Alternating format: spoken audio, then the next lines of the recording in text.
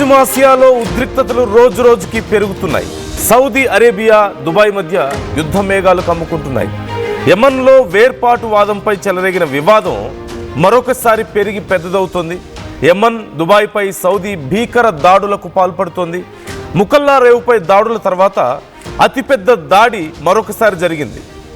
శుక్రవారం హద్రమౌత్పై సౌదీ బలగాలు విరుచుకుపడ్డాయి. సౌదీకి మద్దతుగా రంగంలోకి నేషనల్ షీల్డ్ ఫోర్సెస్ కూడా దిగాయి. యెమన్లో అంతర్యుద్ధంతో మరొకసారి సంక్షోభం దిశగా ఆ ప్రాంతాలు వెళ్తున్నట్లుగా కనిపిస్తోంది. వరుస దాడులకు సౌదీ పాల్పడడం పట్ల ఇప్పుడు గల్ఫ్ దేశాలు ఆందోళన వ్యక్తం చేస్తున్నాయి.